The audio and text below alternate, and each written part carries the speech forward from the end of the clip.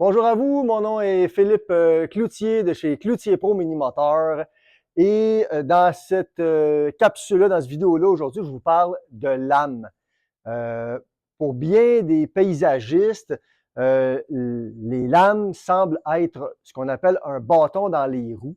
On répare des machines professionnelles, des tondeuses, des tracteurs à gazon, de paysagistes ou même de clients domestiques. Et on se rend compte presque à chaque fois que les lames en dessous des appareils ne fonctionnent pas. Quand on a des plaintes de gens qui disent, moi, quand je tombe à pelouse, ça laisse des couettes, j'ai du gazon qui est mal coupé, ça laisse des mohawks, appelez ça comme vous voulez. Ça vient presque 100% du temps de des lames qui sont mal aiguisées ou pas aiguisées. Un des problèmes qu'on vit, c'est qu'il y a beaucoup de gens qui disent, ben moi, je les ai aiguisées, mes lames sont fraîchement aiguisées, mais souvent, elles sont mal aiguisées. Puis, on se rend compte, même des fois, quand on engage un nouveau technicien, on se rend compte que l'aiguisage de lames, c'est souvent mal compris, mal enseigné. Quand je parlais qu'on engage un nouveau technicien, des fois, l'aiguisage n'est pas bien fait quand on engage quelqu'un de nouveau. On doit donner de la formation. Puis des fois, quand vous venez à un magasin, on essaye d'en donner un petit peu ou de vous informer comment faire. Mais je vous avouerai qu'on n'a pas tout le temps 45-50 minutes à investir pour ça. Dans cette capsule-là, je vais aller vraiment en détail. Je me suis d'ailleurs pris quelques notes parce qu'il y a vraiment plusieurs points que je veux aborder. Puis évidemment, comme à l'habitude, si vous avez des questions, si vous avez des commentaires à faire, n'hésitez pas à commenter, n'hésitez pas à nous appeler pour en savoir plus. Ce phénomène-là qu'on voit de l'âme soit pas aiguisée ou mal aiguisée, dans ce qu'on voit dans notre atelier ou dans ce qu'on voit même au comptoir, nous a amené à travailler pour essayer de vendre ou de vous proposer des machines qui vont vous aider dans ce projet-là, c'est-à-dire l'aiguisage de l'âme. Il n'existe pas beaucoup d'outils sur le marché. Il y en a qui vont aiguiser ça avec un grinder ou une ponceuse à angle conventionnel. Il existe certains outils qui se prétendent des aiguisoirs ou des affûteuses de lames de tondeuse, mais souvent, ce sont des appareils qui sont conçus pour faire autre chose que de l'aiguisage à lame, qui aura été modifié ou ils vont mettre des braquettes par-dessus, permettez-moi cette expression, pour la rendre fonctionnelle pour l'aiguisage de lame de tondeuse. Mais souvent, le résultat n'est pas celui que l'on escompte. Si vous êtes un paysagiste, votre travail est de tondre de la pelouse, mais un peu plus que ça, selon moi, c'est de créer des belles pelouses. Vous voulez que le voisin de votre client sache que son voisin, c'est un professionnel qui coupe sa pelouse. Vous voulez, quand vous partez de chez un client, vous voulez que ça paraisse, vous voulez que ça paraisse bien. C'est votre signature, c'est ce qui fait en sorte que vous vous appelez un paysagiste ou un professionnel de la tonte de pelouse. Puis la lame est l'objet ou la pièce qui est en lien le plus direct avec ce que vous faites, c'est-à-dire créer une belle pelouse. Nous avons beau vous vendre une machine ultra haut de gamme, une tondeuse ultra professionnelle, mais si les lames ne coupent pas, ben ça ne fonctionnera pas. Au même titre que si vous avez une voiture de course, très, très bonne voiture, mais vous ne mettez pas de pneus en dessous de la voiture, vous mettez des pneus qui ne sont pas bons. C'est le pneu, dans le cas d'une voiture, qui est en contact le plus direct avec le sol. Un excellent skieur, vous lui donnez une excellente paire de skis, pas aiguisés, puis vous lui demandez de faire du slalom sur la glace, ça ne marche pas. Il a beau être excellent, un patineur avec des mauvais patins, des lames, pour un paysagiste, c'est primordial. Bon, quelques petits points qu'on veut vous apporter. Une lame, lorsque c'est en bon état, c'est une lame qui est rectangulaire, donc les bouts ici sont carrés. Hein? Une lame comme ça, ce que je vais vous montrer, là, ça, là, c'est pas bon, ça. Elle apparaît très, très bien aiguisée, celle-là ici, parce que quand je passe mon doigt dessus, c'est tranchant. Mais le bout là, de la lame, je ne sais pas si vous le voyez, là.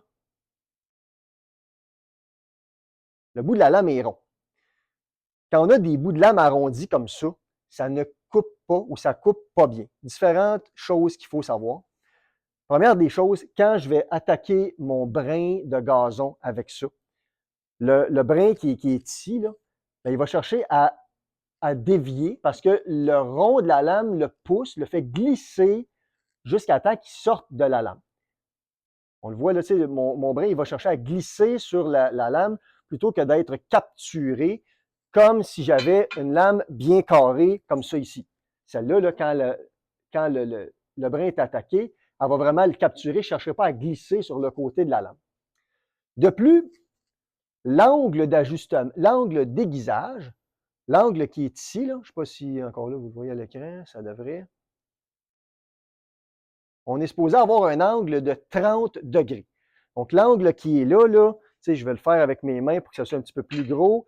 L'angle là, il va être le dessus de ma lame est bien plat. Puis l'angle, il va être probablement comme ça ici.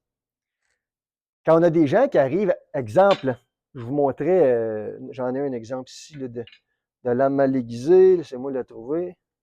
Pas ça. Pas ça. Où est-elle? Ah, ici.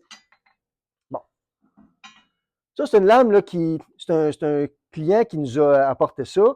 Puis, je discutais avec lui, il disait que ça n'avait pas des bons. Hey, sa lame, là, est belle, là, pas à peu près. Okay? La finition est super belle.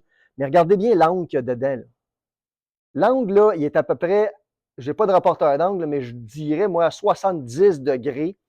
Autrement dit, là, cette lame-là, quand je travaille avec, je vais exagérer avec mes mains, là, la lame, elle voyage par là, elle tourne, elle crée une poussée de vent. Elle va aller souffler le brin de gazon, elle va le coucher par terre avant de le couper. Nous, ce qu'on veut là, avec une lame bien aiguisée, avec le bon angle, le bon angle étant celui-là ici. Ouais, ça, c'en est une. Ça, c'est un angle de 30 degrés.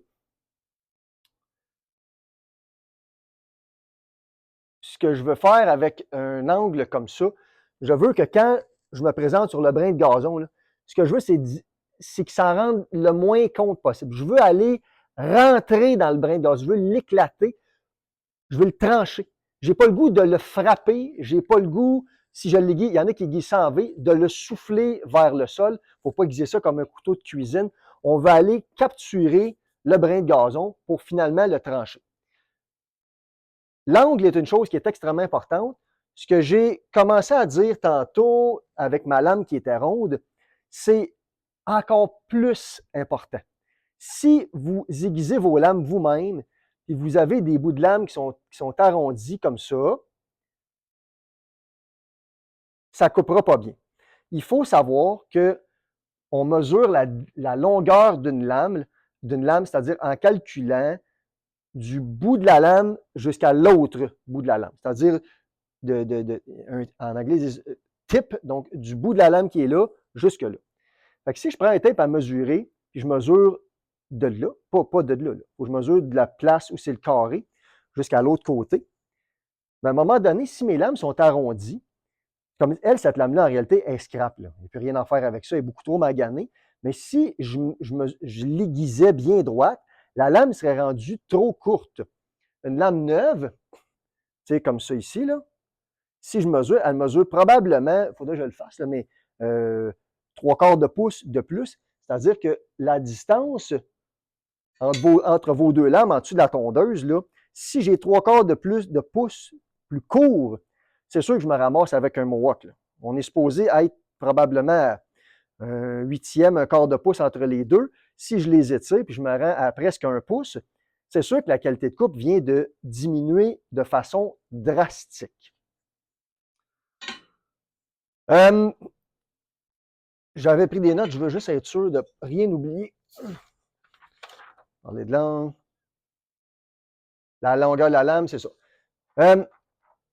Quand on regarde une lame, on a souvent le réflexe de dire que c'est une pièce rectangulaire. Quand la lame travaille, ça devient un disque. Quand je parlais tantôt de mes bouts de lame qui sont ronds, imaginez-vous, là, à la vitesse que ça tourne, ça crée un disque. Et au même titre qu'une lame qui va sur une scie ronde, si les dents sont croches, sont rondes, ça ne coupe pas. Donc, à la vitesse que ça tourne, si mon bout de lame est comme mon doigt, quand je passe sur mon brin de gazon, c'est sûr, j'essaie de vous vulgariser un petit peu ce qui se produit avec le brin de gazon.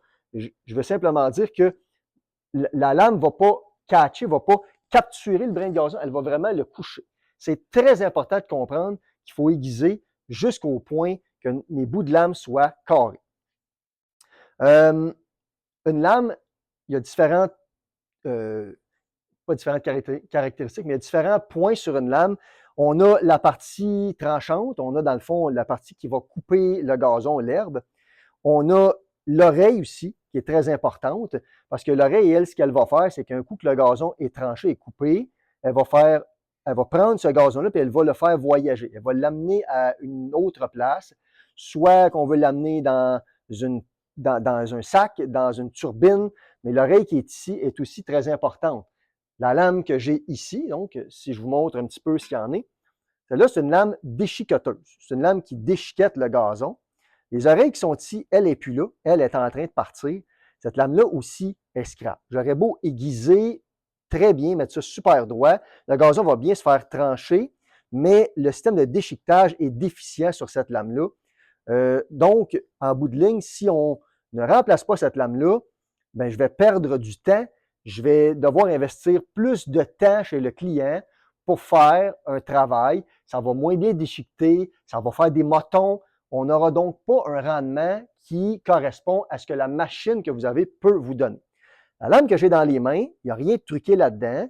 Ça, c'est des lames qu'on a eues sur une machine en réparation. Bon, vous voyez que les oreilles ne sont plus là. Mais regardez comment la lame est dégueulasse. OK? Je ne sais pas si on le voit bien. Là. Ouais. C'est rond, rond, rond. Là. Je peux me frotter le doigt là-dessus. Là. Je ne sens absolument rien.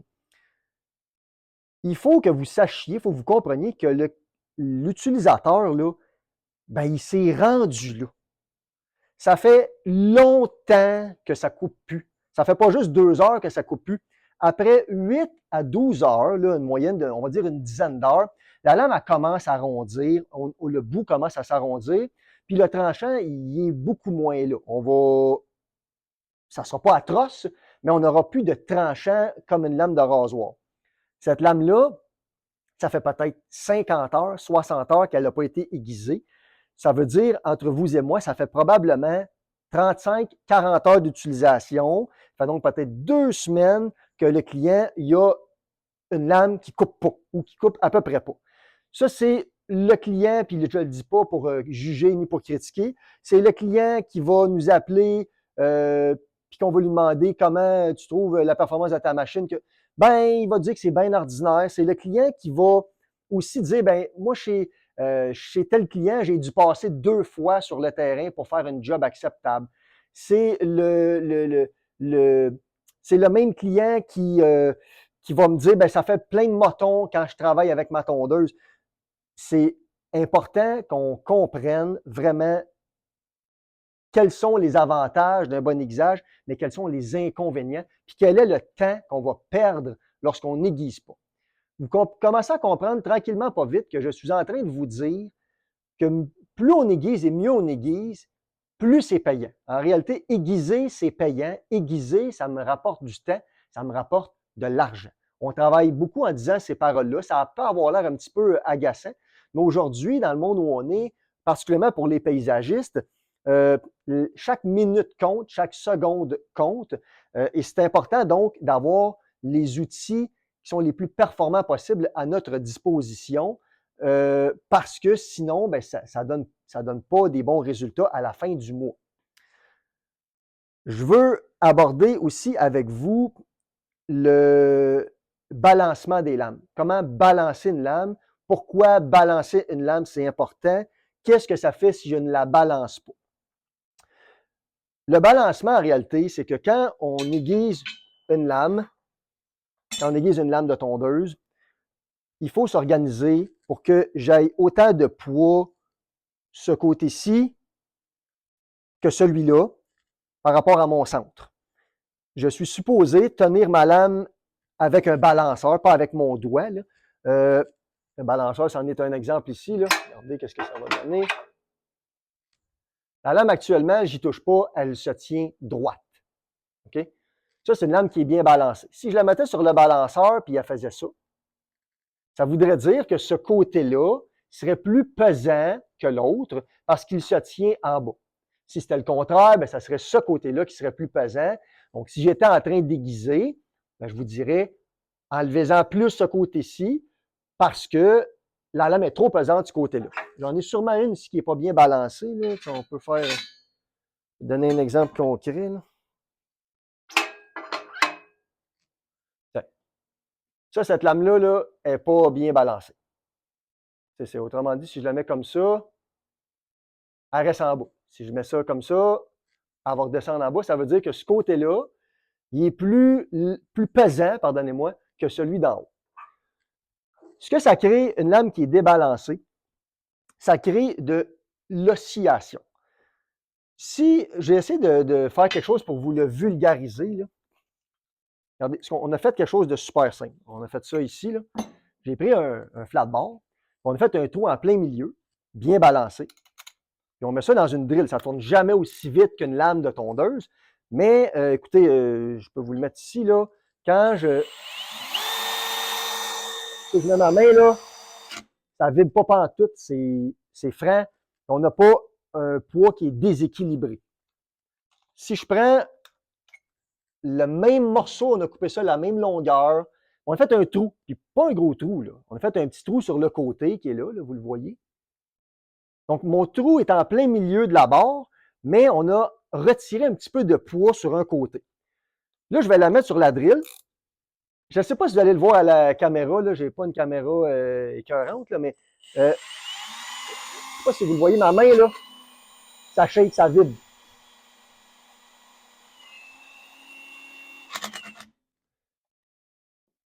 L'oscillation, ce que ça veut dire, c'est que si je me retrouve avec plus de poids sur un côté que sur l'autre, quand la lame tourne, elle cherche à tirer par là, puis quand elle arrive ce côté-là, elle cherche à tirer par ici. Ce que ça fait, c'est que ça crée une vibration. Vous avez probablement déjà vécu un pneu débalancé sur votre voiture ou vous en allez puis il y a de la neige dans la roue de la voiture puis on sent comme un ça vibre. À long terme, ça magane énormément la mécanique. Dans le cas d'une tondeuse, ça va maganer les quilles de lame, les spindles, ce qu'on dit plus fréquemment. Dans le cas de certaines machines, c'est les boîtes d'engrenage. Mais à long terme, la vibration peut même faire casser, craquer des pièces de métal, la coquille de la tondeuse, là où les lames sont soutenues. Ça peut créer des dommages importants. Puis ça, c'est pas juste théorique, on le voit en atelier. À toutes les années, ça arrive avec des gens qui des freins cassés freins, là, pas pliés, ça casse freins. Puis ça, c'est tout dû à la vibration, c'est tout dû à des lames débalancées ou une pièce en rotation qui est mal balancée. Ça peut être, comme je vous disais, une lame, ça peut être une turbine. Mais c'est important de comprendre que ne pas balancer les lames, ça magane plus votre équipement. Vous allez, en bout de ligne, payer pour de la réparation qui aurait probablement et qui aurait certainement été évitée si on balançait bien les lames. Balancer les lames lorsqu'on a les équipements pour le faire, c'est pas compliqué du tout. C'est simplement d'équilibrer le poids entre le côté gauche et le côté droit de la lame. On va tantôt vous montrer un petit peu qu'est-ce qui est à votre disposition pour faire ça. Je vais juste faire un petit récapitulatif de ce qu'on a dit. C'est important de comprendre quel angle utiliser, quel angle aiguiser les lames. C'est important de comprendre que les bouts de la lame, il faut absolument que ça soit carré, il ne faut pas que ça soit rond. Le moindre petit rond crée une différence majeure. C'est important d'avoir les oreilles, dans le cas d'une lame qui ramasse ou qui déchiquette, les oreilles qui sont en bon état. C'est important d'avoir des lames aussi qui sont bien balancées pour ne pas abîmer vos appareils. Exactement. Excusez, je me réfère à ça, je veux juste être sûr de...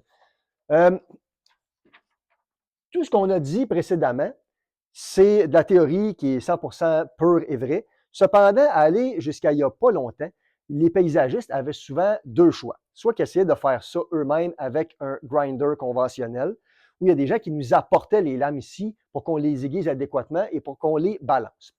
Il y a beaucoup de gens, cependant, c'est pas parce qu'on charge très cher pour l'aiguisage, mais il y a des gens pour qui prendre leurs lames, les amener ici, les laisser repartir chez eux et revenir les chercher, c'est vraiment un paquet de troubles, là, puis c'est tout à fait compréhensible. on veut vous proposer une gamme d'outils cette année qui va rendre la tâche pratiquement agréable à faire, qui va faire en sorte que vous allez travailler avec des lames qui sont toujours fraîchement aiguisées sans que ça soit problématique. Ces équipements-là vont faire en sorte que vous allez avoir plus d'agréments à tondre la pelouse chez vos clients et ces équipements-là vont faire en sorte que vous allez gagner du temps et de l'argent.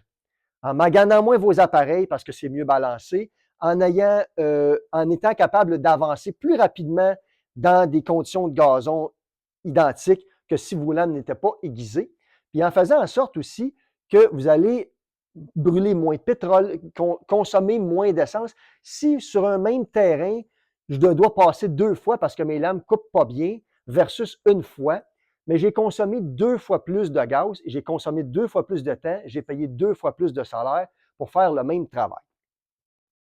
On a différents produits. On va essayer de décortiquer ça pour que ce soit simple à comprendre. On a les meuleuses, une affûteuse. Donc, ça, c'en est une. Ça, c'en est une. Je vais essayer de vous expliquer quelle est la différence entre les deux. On a aussi différentes options que l'on peut installer sur ces machines-là. Soit donc un équipement de dépoussiérage pour capturer la poussière de métal, un balanceur de lame. Balanceur de lame, soyons honnêtes, j'ai différentes qualités de produits. Celui qui est illustré ici, malheureusement, ce n'est pas notre meilleur. C'est un bon produit, moins dispendieux, mais la compagnie Magnamatic en font un qui est encore supérieur, qui va vous permettre d'avoir une lecture beaucoup plus concrète. Actuellement, on les attend. J'aurais aimé ça l'avoir pour la vidéo, mais celui que nous, on utilise ici, c'est un Magnamatic, puis on va vous le montrer dans quelques instants. On a chez cette compagnie-là, soit dit en passant, Magnamatic, c'est une compagnie qui a, ils ont commencé à être en affaires en 1958. C'est une compagnie familiale, ça appartient encore à la même famille. Ces gens-là ont développé une machine à partir de zéro pour faire de l'aiguisage de lames de tondeuse. Ce n'est pas une machine qui a été modifiée pour faire ça. Ils ont vraiment designé ça en voulant calculer la meilleure vitesse de rotation de la meule ou la meilleure vitesse de rotation de la bande de sablage. On a une machine qui est 100% ajustable, c'est ultra robuste, très bien conçu, c'est doux, ça ne vibre pas. C'est des machines qui sont extrêmement durables et c'est un produit donc qui va être vraiment fiable, qui va vous permettre de gagner, si vous voulez, en vous équipant de ça. La première machine qu'on a ici, la première machine qu'on vous propose, c'est une machine à meule. Elle est équipée d'un moteur de 1,5 HP. Je dois vous avouer que c'est fort amplement. Là. Pour vrai, ça fonctionne super bien. La machine à meule, en passant, il y a une courroie entre le moteur et la meule qui est ici. Ce n'est pas une meule qui est directement reliée au bout du moteur. Ça fait en sorte que je peux aiguiser des deux côtés de la machine. T'sais, là, on a accès, par exemple, au côté gauche, parce que selon le type de lame que vous avez, mais je peux aussi aiguiser de l'autre côté. On a accès aux deux côtés. Regardez, là, pourquoi je vous parle de ça, je vais essayer de vous le mettre en concret. Là. Regardez bien ça. J'ai deux lames. Particulièrement chez Walker, ils ont des lames qui fonctionnent de façon inverse. Voyez-vous, le tranchant, actuellement, il est dans le sens opposé de l'autre lame. Même si je la tourne de bord, là, ça reste tout le temps sur le même côté. Fait que si je vais aiguiser cette lame-là, il faut que je me présente de ce côté-ci pour aiguiser. Puis si je veux aiguiser l'autre lame, il faut que je me présente de l'autre côté. Je ne peux pas le faire à partir de là. C'est impossible. Il faut que je sois de l'autre côté. Beaucoup de machines sur le marché vont être capables d'aiguiser seulement les lames à rotation conventionnelle, c'est-à-dire rotation vers la droite. Donc, c'est important de comprendre qu'on peut aiguiser les deux côtés. Tous ceux qui ont des walkers, ça prend absolument une machine qu'on peut aiguiser des deux côtés. La machine qui est ici va me permettre de travailler avec une lame qui est bien à plat.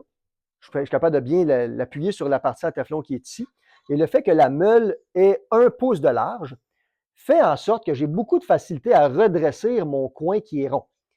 Si la meule est mince, plus la meule est mince, plus je vais avoir de difficultés à aller ramener ma lame bien droite. Parce qu'elle va vouloir suivre la courbe. Tandis qu'avec ça, c'est facile pour moi d'y aller bien droit. Puis actuellement, là, elle ne touche pas au bout de la lame. C'est sûr que si je fais la motion de tourner ma lame comme ça, mais ce n'est pas ça le but, là. Nous, on travaille en ligne droite, puis en faisant ça de telle sorte, on a une coupe, on va aller récupérer notre coin bien droit. La lame que j'ai ici dans les mains, si je la tourne de côté, là, il faut que j'enlève toute cette portion-là. Il faut que tout ce métal-là s'en aille parce que je vais avoir un coin bien carré et curvé jusque-là. Fait qu'il faut tout que je supprime ça. Faire un aiguisage comme ça, avec un grinder conventionnel, ça va probablement me prendre 12, 14, 15 minutes pour une seule lame. Avec ça, on va aller faire le test tantôt. On va probablement investir 2 minutes, peut-être 2 minutes et demie par lame, mais en plus de ça, ça va être bien fait. De plus, un système comme ça va aussi récupérer une grande portion de la poussière ou de la chip de métal. Contrairement à si je prends un grinder conventionnel, bien, je vais cochonner, je m'excuse du terme, tout mon garage, là, parce que cette poussière-là, ça revole dans les airs, puis on se ramasse qu'on l'a dans le nez, elle va aller se déposer sur votre équipement, sur votre voiture. On ne veut pas ça. Ça va vraiment récupérer toute la, en tout cas, une grande partie de la poussière. Même si on n'installe pas le dust collector, je vais aller vous le montrer dans quelques instants, on a quand même une certaine récupération. C'est sûr que si on installe le collecteur de poussière, c'est encore mieux, mais au minimum, si on veut s'équiper en investissant le moins possible, ça, c'est le meilleur produit qu'on peut vous proposer. Je vais tasser ça un petit peu. Je vais aller vous montrer un autre produit qui est toujours fabriqué par la même compagnie. La meuleuse qu'on a ici fonctionne avec une bande de sablage. Si j'ouvre ça, à l'intérieur, on a une bande de 24 pouces de long par 2 pouces de large. Puis, le fait que ça fonctionne avec une bande comme ça, c'est un peu plus agressif que l'autre. On va avoir plus de capacité d'aiguisage. Ça va être encore plus rapide. Puis c'est aussi plus doux parce qu'on a une roue qui est ni plus ni moins caoutchoutée. Donc, on sent un petit peu moins les vibrations. Quoique je suis très honnête avec vous, c'est vraiment smooth. La meule que je vous ai montrée, c'est pas porté à rebondir. Il existe des produits sur le marché que quand on met la lame dedans, là, ça rebondit comme une balle rebondissante. Ce n'est pas le cas de celle-là. Mais ça, c'est encore mieux. Évidemment, le moteur qui équipe cette machine-là, c'est un moteur de 1 HP. C'est un moteur aussi qui est scellé. C'est un moteur qui est beaucoup plus haut de gamme. Encore là, je veux rester poli. On ne dit pas que l'autre n'est pas bon, mais c'est sûr qu'à long terme, ce moteur-là va passer plus à travers le temps. C'est un moteur qui a plus de puissance. On s'en rend compte quand on aiguise, on peut vraiment pousser plus sur la lame. Ce pied-là, dans le fond, le pied vient à part, le stand. On peut l'acheter ou ne pas l'acheter. C'est super pratique à notre avis. On peut aussi, c'est-à-dire, installer le collecteur de poussière, un peu comme ce que vous voyez là. Là, on est un petit peu, on est dans notre salle de montre. Il n'est pas installé à 100%. Il y a des braquettes qui vont tenir le collecteur sur le pied, de façon à ce que je puisse retirer la panne en dessous qui récupère la poussière sans avoir à la soulever. Là, on l'a mis là temporairement, là, mais quand on va aller vous montrer notre installation en arrière, vous allez constater comment c'est fait. Il y a donc un aspirateur, il y a un tuyau qui va récupérer une grande majeure partie de la poussière ou de la poussière de métal. Ça va s'en aller dans le collecteur en dessous et l'air qui ressort en arrière est propre. Sur celle-là, on a aussi installé une option supplémentaire. En passant à changer la bande, là, excusez, on va le montrer, c'est ultra facile. Ils ont vraiment bien pensé leur affaire. Pour aller sortir la bande, je vais serrer la poignée qui est ici. Quand la pièce ici métallique va s'accoter sur la vis qui est là, les tours supplémentaires que je fais vont servir à slacker, là, à rendre la bande super lousse. Fait que je la sors comme vous voyez là, j'ai juste une main pour l'instant. Pour la remettre, ben, c'est le contraire. Je la réinstalle comme ça. En passant, là, comme tous les autres produits qu'on vend, on fait le service là-dessus. On vend les bandes si jamais vous en avez besoin. Tiens, on va l'ajuster comme ça. Je remets ça là. Et voilà. Celle-là, on a installé une option supplémentaire, comme je vous le mentionnais. On a un genre ils appellent ça un spark arrestor ou c'est un reteneur d'étincelles. ici. Ça, c'est une boîte. OK. Allons moins vite. La boîte qu'on a là, si vous achetez la meuleuse que je vous ai montrée précédemment, la plus petite machine, vous pouvez acheter seulement cette boîte-là, ça fonctionne bien. Si on prend la machine à bande, étant donné qu'elle crée plus d'étincelles, puis que les étincelles sont plus chaudes que quand on prend la meuleuse, il recommande fortement d'avoir un genre c'est ça, c'est un système qui va retenir les étincelles dans la boîte. Je n'ai pas de tournevis pour le démonter, mais je vais essayer de vous l'expliquer. Il y a différents étages de métal. Donc, l'étincelle, elle doit parcourir les différents étages. Elle va donc, lorsqu'elle sera rendue au collecteur de poussière, elle ne sera plus en étincelle. Ça va devenir une pièce qui est froide ou plus froide. Puis elle va moins catcher ou elle va moins coller dans les fans de l'impeller ou dans les fans du ventilateur. Fait que si vous prenez la machine à bande, c'est presque impératif de prendre le Spark Arrestor, qui n'est plus ni moins le frein des étincelles. Excusez-moi, je cherche mes mots en français. Mais ce système-là est extrêmement important si on achète une machine à bande. On va réinstaller ça. Comme ça. Comme ça. Bon, le tuyau, voilà. C'est une installation plutôt temporaire. Ça prendrait des clips pour bien faire. Là. Et voilà. Le balanceur peut s'installer directement sur le pied. On le répète, je vais avoir un inventaire des balanceurs de meilleure qualité. Ça, pour le prix, c'est pas mauvais. C'est sûr qu'il y a un lousse là-dedans. Moi, je considère que c'est nettement mieux que déguiser avec un tournevis ou les fameuses toupies qu'on voit un peu partout. Ça nous permet d'avoir un bon ajustement, un bon aiguisage. En passant, ça vient même avec une broche ici qui va me permettre de savoir si la lame est croche. Voyez-vous, ça c'est conique. Je mets ça là, je tire sur l'aimant ensuite. Puis avec la broche, je ne sais pas si tu vas le montrer avec la caméra. On va baisser ça. Tiens. Avec la broche.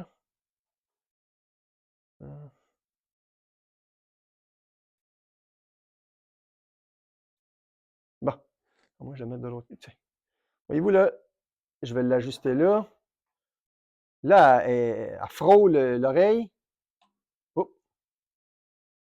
Puis l'autre bord aussi, là. Si cependant, j'arrivais à ce côté-là, puis c'est comme ça, ça veut dire que ma lame est croche. Donc, cette broche-là va vous servir à vous assurer que si vous savez que vous avez frappé de quoi de solide, ben, vous pouvez vérifier avec la broche pour vous assurer que vos lames sont encore droites. En conclusion, là, avant d'aller vous montrer ça dans la salle d'aiguisage, pourquoi c'est si important d'aiguiser les lames? C'est important parce que vous allez faire un travail plus efficace, plus rapidement. C'est donc important pour sauver du temps. C'est important aussi pour économiser de l'essence, du solaire, tout ça. C'est aussi important de balancer les lames parce qu'on veut minimiser les frais d'entretien, les frais de réparation sur les machines. Puis en bout de ligne, pourquoi c'est important d'avoir une machine comme ça? Bien, ça me permet de le faire de façon adéquate sans avoir nécessairement un talent exceptionnel avec un grinder conventionnel. C'est aussi une façon de ne pas répandre la poussière de métal partout dans votre atelier. Ce système-là est fonctionnel à 100%. Il a été designé pour ça. Je ne parle jamais de prix dans mes vidéos, mais informez-vous, ce n'est pas démesurément cher, loin de là. Toujours considérant tous les gains que vous allez faire. C'est ça que je veux vraiment mettre en lumière, parce qu'il y a trop de gens, on essaie d'en parler des fois au comptoir, mais il y a trop de gens qui minimisent cette facette-là. Mais malheureusement, je dis malheureusement parce qu'il faut faire l'action des aiguisés, c'est extrêmement important de faire ça, parce que ça fait partie du travail d'un paysagiste de, justement, tondre du gazon. La vidéo va couper, on va se revoir dans la salle d'aiguisage dans quelques instants. Donc, nous voilà rendus dans notre salle d'aiguisage. C'est sûr, ici, on n'aiguise pas juste des lames de tondeuse, on aiguise des lames de taillet, on a des outils de toutes sortes. Là. Mais là, ce qui compte aujourd'hui, c'est cette fameuse machine-là. Faut que vous sachiez que ce qui coupe le gazon sur une lame, c'est le premier pouce, le premier bout ici. En réalité, là, même si ça n'était pas aiguisé, ça couperait quand même très, très bien. Quand votre lame tourne, là, elle tourne très, très, très rapidement. Puis la tondeuse avance probablement, mettons un tracteur à gazon, là, on va peut-être avancer jusqu'à 12, 13 km/h. Le brin de gazon qui est ici, quand la lame elle tourne 3000 tours, là, il n'y a pas le temps de se rendre là. Là.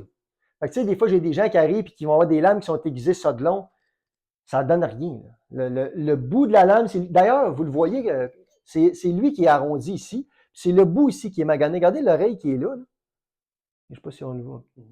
L'oreille qui est là n'est pas maganée. Celle du bout là, est mince, mince, mince, comme une feuille de papier. Puis celle-là est disparue. Il n'y en a plus. Regardez comment c'est mince. Fait qu'au final, oui, on va tout faire la ligne au complet, mais ce qui coupe, c'est le bout de la lame. Donc, c'est pour ça qu'on insiste tant que ça pour parler, puis reparler, puis réinsister que le bout de la lame doit être droit. Et le bout de la lame, c'est lui qui coupe, qui fait le travail. Là, je vais aiguiser. Puis après ça, on va balancer. Vous voyez, le balanceur, je vous parlais, le Magnomatic, la mine. Regardez la différence de qualité. Là, ça tourne là, comme vraiment, c'est beaucoup mieux. Le système de choc est beaucoup plus précis aussi que l'autre. Je ne cacherai pas que ce n'est pas le même prix. OK? Mais la différence de prix est 100% justifiable. Là. On a un appareil qui est pas mal supérieur. Actuellement, si je regarde, voyez-vous là, bon, c'est pas atroce, là, mais la lame est débalancée actuellement. Ce côté-là, il est plus pesant. Fait que, en bon français, il faut que j'en enlève un petit peu plus. Fait que je vais partir mon histoire. Voyez-vous, on part la meuleuse, puis je vais partir le collecteur de poussière.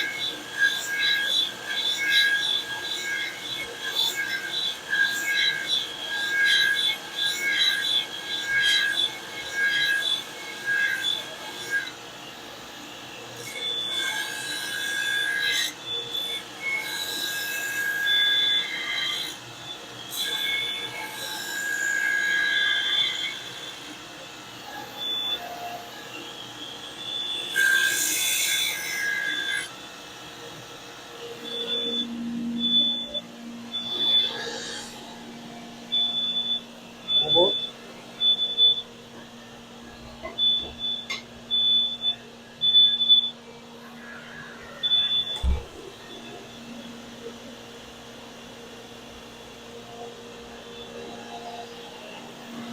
Ce côté-là qui est plus pesant.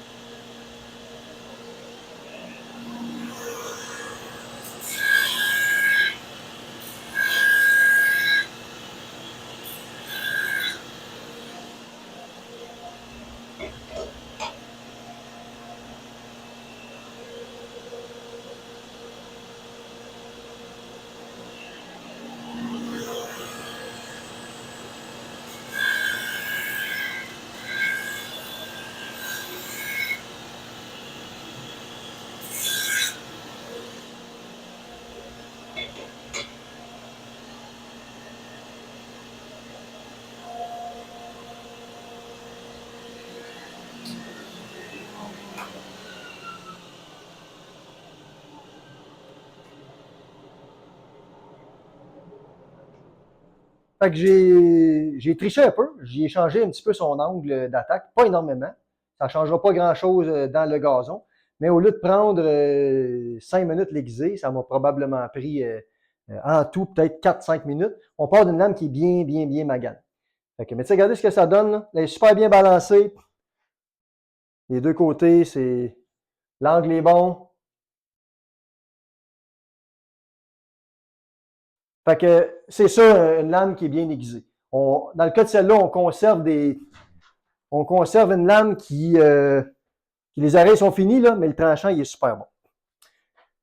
Alors, madame, monsieur, si vous désirez en savoir plus un petit peu sur notre nouvelle gamme d'outils, des affûteuses de lames, n'hésitez pas à nous contacter. On a essayé de faire une bonne introduction avec la vidéo qu'on vous présente aujourd'hui, mais on est capable de vous donner plus d'informations si jamais vous nous appelez. L'histoire de prix, tout ça, on est capable de faire des soumissions. Ce sont des machines que nous avons en inventaire. On n'a pas à commander ça. On a des pieds, on a les deux styles de machines, on a les collecteurs de poussière. Puis, on conclut avec ça, là, on n'a pas tout cochonné notre environnement. Là. La poussière qu'il y a là est minime par rapport à la quantité de métal que j'ai enlevé. Puis, vous voyez, là, on a pu respirer là, sans avoir la face toute noire. Merci beaucoup pour votre écoute. N'hésitez pas à liker notre page. N'hésitez pas à communiquer avec nous, soit par téléphone, email, en écrivant un commentaire sur Facebook, sur YouTube. On est toujours content de vous voir dans notre magasin, bien évidemment. Ces machines-là sont aussi disponibles en ligne. Si vous voulez faire une commande en ligne, si vous habitez loin d'ici, on expédie. Ce n'est pas un problème. Merci beaucoup pour votre écoute. À la prochaine.